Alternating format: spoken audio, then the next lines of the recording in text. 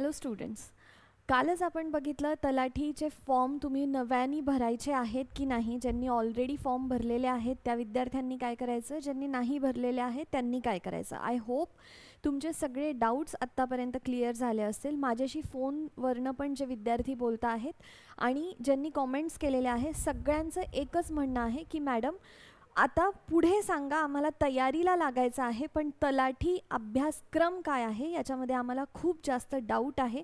Exactly अभ्यासक्रम काय आहे माहिती नाही, म्हणून इथून पुढे एक 5 मिनिटामध्ये आपण पूर्ण डिटेल्ड प्रिलिम्सचा काय असणार आहे, मेन्सचा काय असणार आहे, प्लस प्रिलिम्समध्ये प्रत्येक विषयावरती किती किती मार्क्समध्ये आपल्याला क्वेश्चन्स आलेले बघायला मिळतात हे आपण इथे बघणार आहोत.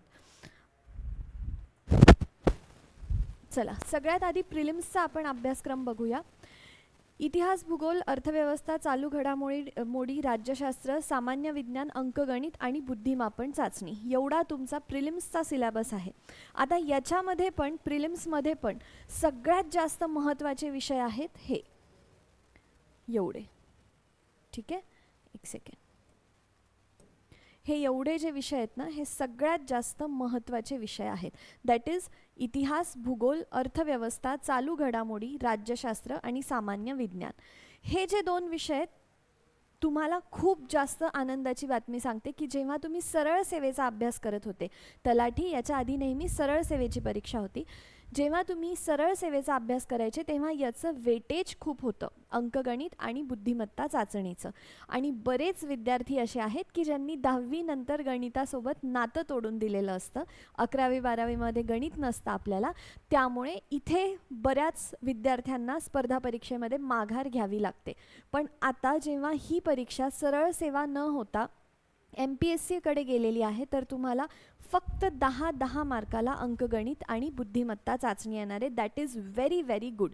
आणि या ज्या सगळ्या गोष्टी आहेत ह्या अवघड आहेत, पण आपण अभ्यास केलं तर याला इझिली टॅकल करू शकतो. इझिली तुम्हाला PYQ जर तुम्ही ॲनालिसिस केलं किंवा तुम्ही कोणाकडनं गायडन्स घेतलं, एखादी बॅच घेतली, तुम्ही खूप जास्त टेस्ट सिरीज सोडवल्या, तर या 2 विषयाच्या तुलनेमध्ये आर्ट्सचे विषय तुम्ही इझिली हँडल करू शकता. यासाठी मी कालही सांगितलं होतं तुम्ही आपली ॲप इन्स्टॉल करू शकता. या व्हिडिओच्या खाली डिस्क्रिप्शनमध्ये मी आपल्या ॲपची लिंक देते. तुम्ही ती ॲप इन्स्टॉल करून तलाठी स्पेशल बॅच जी आहे आपली ती आपण फक्त आणि फक्त 2000 रुपयांना ठेवलेली आहे. पूर्ण सगळ्या बॅचेसमध्ये सगळ्यात कमी दरामधली ही बॅच आहे. आणि पैशाचं नाही मला इथे सांगायचं आहे, बट नॉट MPSC, UPSCमध्ये मी स्वतः किंवा सर स्वतः आम्ही UPSCचे इंटरव्ह्यू दिलेले आहेत. UPSCच्या विद्यार्थ्यांना मेंटॉरशिप, टीचिंग दोन्ही गोष्टी केलेल्या आहेत. इव्हॅल्युएशन केलेले आहेत जे डिस्क्रिप्टिव्ह पेपर असतात. त्यामुळे MPSC शिकवणं आणि हा सगळा अभ्यास इज व्हेरी इझी. म्हणून सांगत आहे, क्वालिटीसाठी यू कॅन ऑलवेज चूज संगम. तर हा सगळा तुमचा सिलेबस आहे. आता इतिहासामध्ये खूप चांगली गोष्ट आहे, तुम्हाला आधुनिक भारताचा इतिहास येणार आहे. तुम्हाला मध्ययुगीन भारत किंवा एन्शंट इंडिया वगैरे गोष्टी तलाठी परीक्षेमध्ये बघायला मिळणार नाही. आणि महाराष्ट्राचा इतिहास दोन्ही घटक भयंकर सोपे आहेत. किती मार्क्सला असणार आहे इतिहास? 10 मार्क्सला. ठीक आहे. त्यानंतर प्रिलिम्स बघतोय बरं का आपण. भूगोलामध्ये आहे महाराष्ट्राचा भूगोल. ऑब्व्हियसली MPSC आहे म्हणून महाराष्ट्राचा भूगोल जास्त असणार. मग याच्यामध्ये नदी प्रणाली, पृथ्वी, जगातील विभाग वगैरे सगळ्या गोष्टी येणार आहेत. उद्योगधंदे इत्यादी सगळ्या गोष्टी. भूगोल किती मार्काला आहे? 10 मार्क्सला. ठीक आहे, 20 मार्क्स इथे आपले कवर होतात. मग आहे अर्थव्यवस्था. हा जर असा विद्यार्थ्यांना अवघड जाणारा टॉपिक आहे आणि याचे मार्क्स पण थोडे जास्त आहे. त्यामध्ये 2 आपल्याला भाग बघायचे आहे, भारतीय अर्थव्यवस्था आणि शासकीय अर्थव्यवस्था. भारतीयमध्ये मग राष्ट्रीय उत्पन्न, दरडोई उत्पन्न, GDP वगैरे सगळ्या गोष्टी आपल्याला बघाव्या लागेल. आणि शासकीय अर्थव्यवस्था म्हणजे बजेट किंवा ॲन्युअल फायनान्शियल स्टेटमेंटचं कलम कोणता असतो, एक्सेट्रा सगळ्या गोष्टी आपल्याला इथे बघायला मिळतात. आणि अर्थव्यवस्था हे 15 मार्क्सला आहे. जास्त मार्क्स आहे अर्थव्यवस्थेला, म्हणून हा टॉपिक आपल्याला खूप नीट आणि चांगल्या प्रकारे करावा लागणार आहे. मग आहेत चालू घडामोडी, जागतिक तसेच महाराष्ट्रासह भारतातील सगळ्या चालू घडामोडी.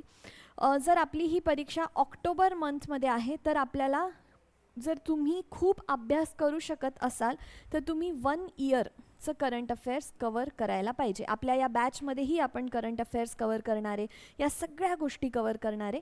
पण इथे आता मी सांगते की तुम्ही किती महिन्याचं करंट अफेअर्स करायचं, हा एक दुसरा डाऊट्स मला विद्यार्थी विचारतात. जर तुम्ही सगळा सिलेबस याच्या आधी एकदा तरी अभ्यास केलेला असेल तर तुम्ही मागच्या 1 वर्षाचं करंट अफेअर्स करू शकता.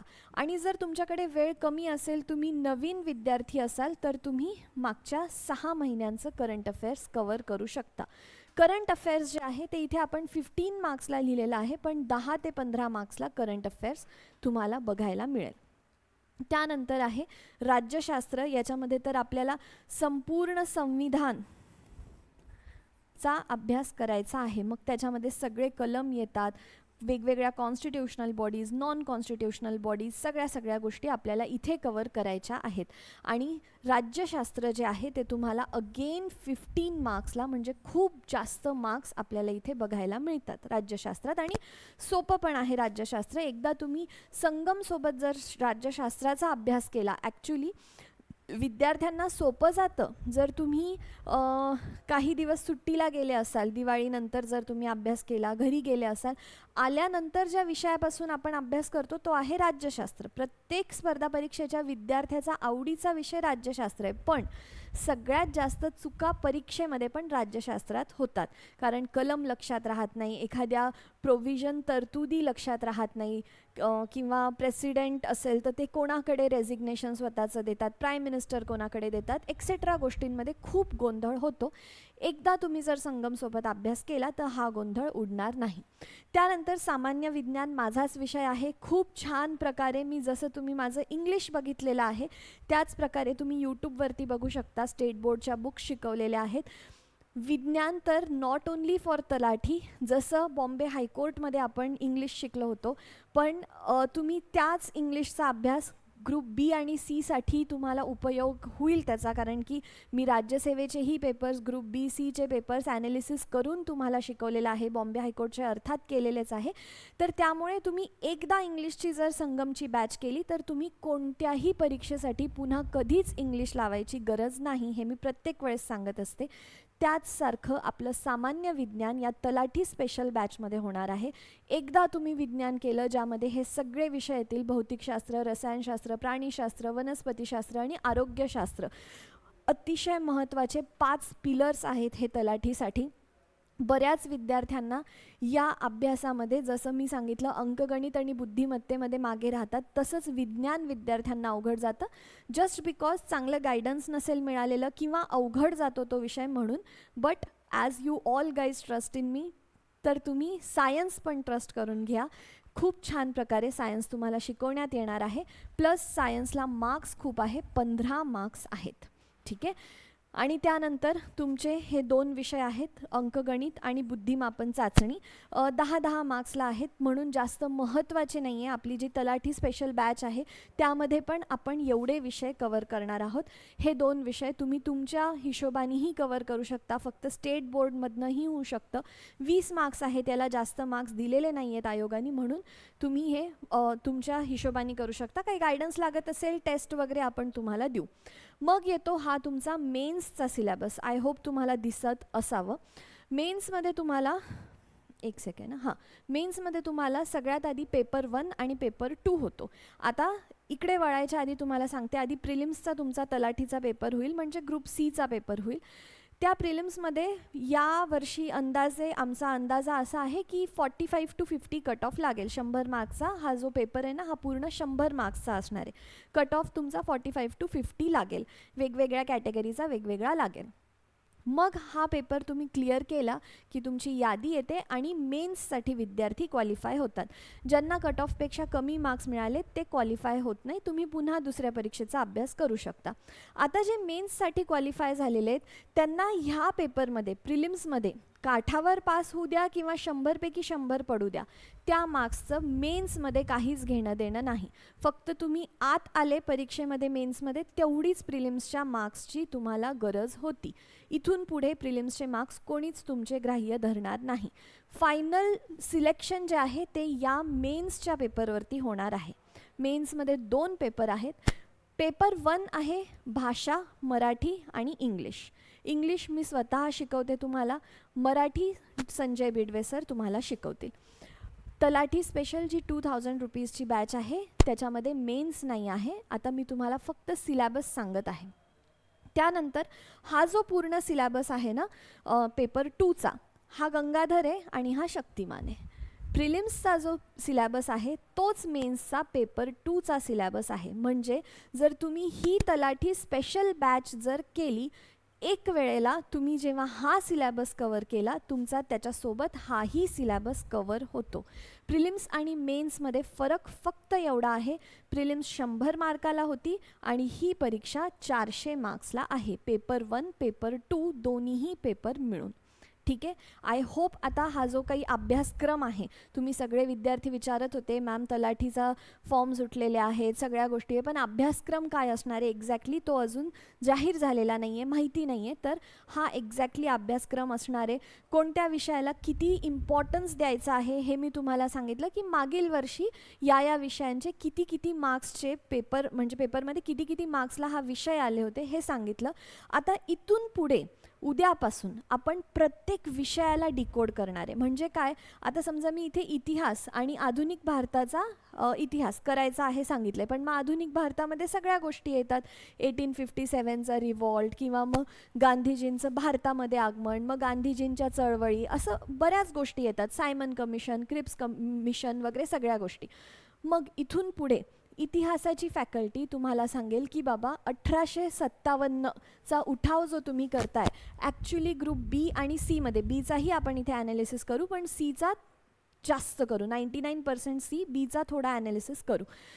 याला तुम्ही एवढा अभ्यास देत आहे, झाशीची राणी कुठून होती, तात्या टोपे कुठून होते, दिल्लीला कोण होतं एक्सेट्रा, पण अरे बाबा याच्यावरती दरवर्षी एक तर 0 प्रश्न किंवा 1 प्रश्न येते. लेट्स से फॉर एक्झाम्पल सांगते मी तुम्हाला, तर याच्यावरती जास्त गरज तुम्हाला अभ्यास फोकस करायची गरज नाही आहे. किंवा मग गांधीजींचं भारतामध्ये आगमन आणि गांधीजींच्या पहिल्या 3 चळवळी हा जो आपला टॉपिक आहे त्याच्यावरती बाबा तुम्हाला लक्षात नाही राहते, अहमदाबाद मिल स्ट्राईक लक्षात नाही राहते, चंपारण सत्याग्रह लक्षात नाही राहते, म्हणून तुम्ही ते सोडून देते. पण अरे बाबा गांधीजींच्या भारतातल्या प्रमुख पहिल्या 3 चळवळींवरती दरवर्षी 2 ते 3 क्वेश्चन येत आहेत, म्हणून हा टॉपिक जास्त महत्त्वाचा आहे. ठीक आहे. वेगवेगळ्या ॲक्ट्स ज्या ब्रिटिश पार्लिमेंटने पास केलेल्या होत्या तर त्याला तुम्ही पाठ नाही करत आहे, पण त्याच्यावरती दरवर्षी 2 ते 3 प्रश्न येत आहे. असं फक्त इतिहास नाही, भूगोल, अर्थव्यवस्था, चालू घडामोडींचं करणार नाही आपण. राज्यशास्त्र, सामान्य विज्ञानचं मी स्वतः करेल. प्रत्येक टॉपिकला, प्रत्येक विषयाला आपण उद्यापासून ब्रेकअप करणार आहे. म्हणजे जर तुम्ही सेल्फ स्टडी करत असाल तरी तुम्हाला कळेल की कोणत्या विषयाला आपण किती वेळ द्यायला पाहिजे. आणि जर तुम्ही संगमची बॅच घेतली तर यापेक्षा अजून रिफाईंड प्रत्येक टॉपिक शिकवायच्या आधी आपण PYQ ॲनालिसिस घेतो, तुम्हाला आधी तयार करतो. फक्त शिक्षकाला माहिती असून फायदा नाही, विद्यार्थ्यालाही माहिती असायला पाहिजे की हा टॉपिक माझ्यासाठी किती महत्त्वाचा आहे. हे बघा, तुम्हाला 4-5 मित्र असतात तुमच्या आयुष्यामध्ये, मित्र किंवा मैत्रिणी, पण तुम्ही 5ही फ्रेंड्सला सेम इम्पॉर्टन्स देत नाही. तुम्हाला माहिती असतं की हा माझ्या किती जवळचा आहे, हा मला किती कामी येणार आहे, हा किती धोकेबाज आहे, हा किती खोटारडा आहे, सगळ्या गोष्टी तुम्हाला माहिती असतात. पण याचा अर्थ असा नाही की तुम्ही एखादा मित्र तुमचा खराब आहे तर त्याला मागे सोडून देता. सगळे तुम्ही धरून ठेवता, पण प्रत्येकाची प्रायोरिटी, प्रत्येकाला किती इम्पॉर्टन्स द्यायचं हे तुम्हाला माहिती असतं. त्या मित्रमैत्रिणींपेक्षा महत्त्वाचा आपल्यासाठी हा सिलॅबस आहे. सिलॅबसमधला प्रत्येक पॉईंट, प्रत्येक सब टॉपिक मला किती महत्त्वाचा आहे. जर मी ह्या 1857च्या उठावावरती किंवा नदी प्रणालीवरती जर मी 1 महिना वाया घालवते तर मला त्याच्यातून आउटपुट तेवढं मिळणार आहे का. जर मी इनपुट 1 महिना देतोय तर नदी प्रणाली खरंच तेवढ्या महत्त्वाच्या आहेत का, मृदा खरंच तेवढ्या महत्त्वाच्या आहेत का. ते विद्यार्थ्यांना जास्त चांगलं माहिती पाहिजे रॅदर दॅन अ टीचर. आणि हे तुम्ही स्वतः नाही करू शकत, तुम्हाला ऑब्व्हियसली गायडन्सची गरज असते आणि त्यासाठीच संगमनी तुमच्यासाठी ही बॅचही आणलेली आहे. आम्ही तुम्हाला रेडी करू. प्रत्येक विषयाच्या पहिल्या 5-10 टॉपिकमध्ये तुम्हाला थोडंसं वाटेल की येत नाही आहे, अजून सांगा मॅडम, अजून सांगा सर, पण एक 5-10 टॉपिक झाले की तुम्ही उद्या चालून तुमच्या फ्रेंड्सला सांगू शकाल. असं ॲनालिसिस करून आम्हाला तुम्हाला सोडायचं आहे. ठीक आहे. अजून काही वाटत असेल, जर तुम्हाला बॅच घ्यायची असेल, खाली डिस्क्रिप्शनमध्ये मी ॲपची लिंक दिलेली आहे, फोन नंबर, माझा सरांचा पर्सनल फोन नंबर दिलेला आहे, तुम्ही कधीही कॉल करू शकता. बॅच 28 जुलैपासून चालू होणार आहे. Thank you so much.